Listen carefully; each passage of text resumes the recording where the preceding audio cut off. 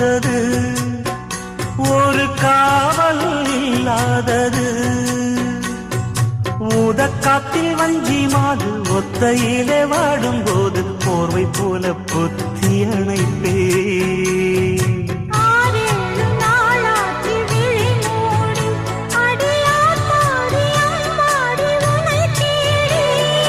நீதானே மானே என் இளஞ்சோடி, உனை நீங்காது என்றும் என் உயிர் நாடி.